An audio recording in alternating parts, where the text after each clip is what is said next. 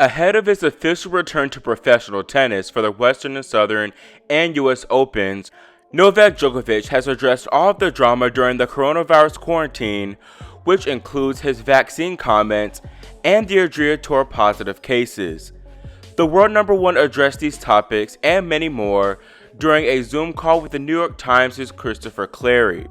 First, when speaking about the Adria Tour, Djokovic once again stated that his intentions for the event were pure, despite all the backlash. "We tried to do something with the right intentions.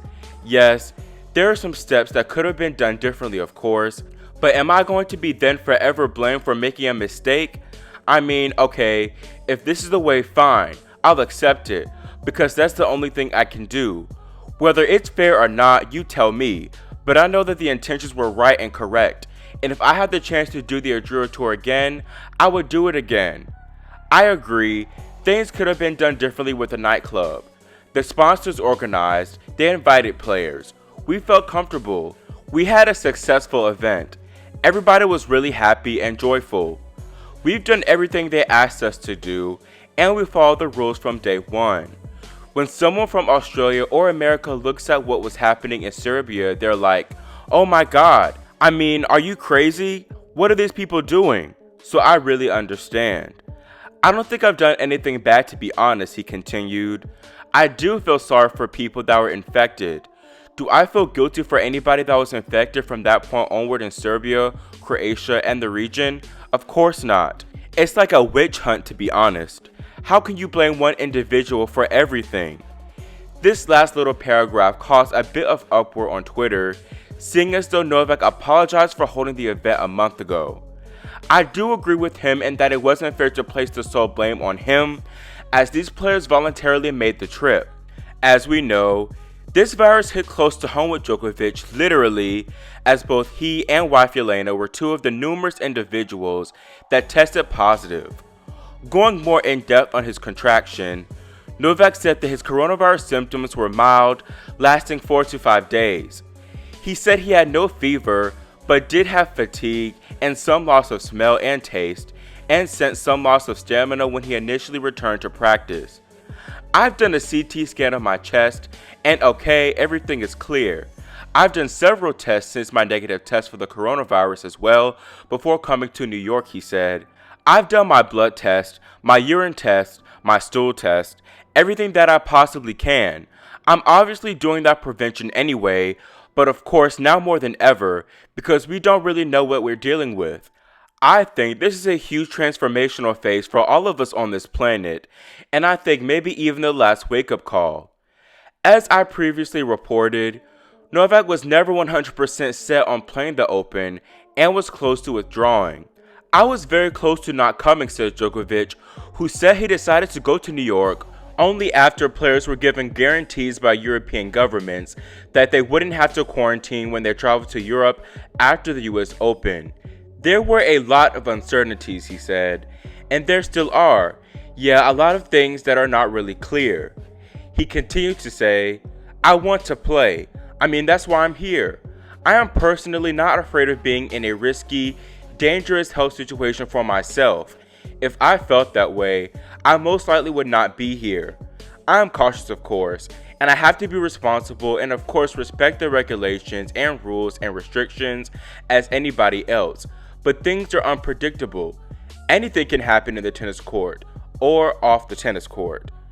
Back in April, Djokovic made international news headlines after saying that he was opposed to vaccination and was unsure he'd take one for the coronavirus if produced.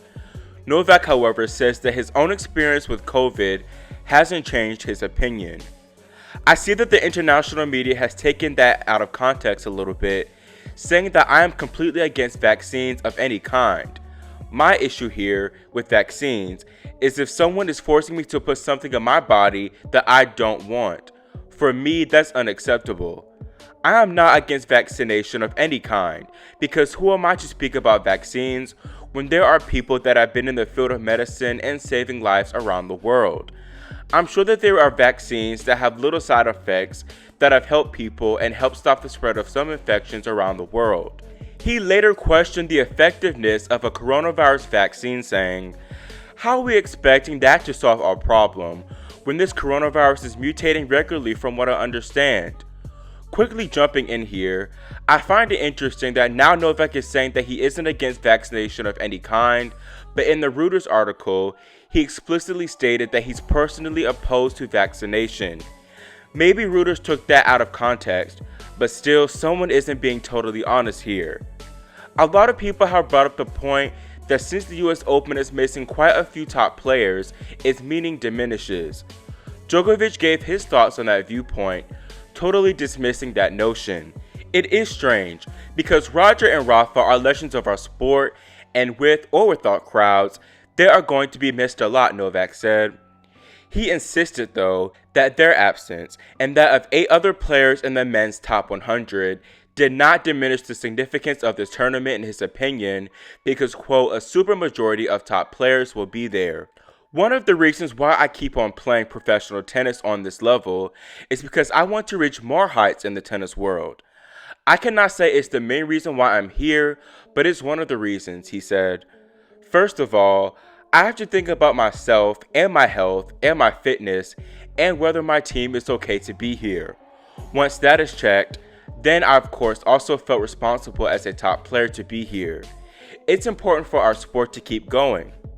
Going back to the discussion of the US Open's legitimacy, 2013 Wimbledon champion Marion Bartoli believes that this year's winner simply won't be the same.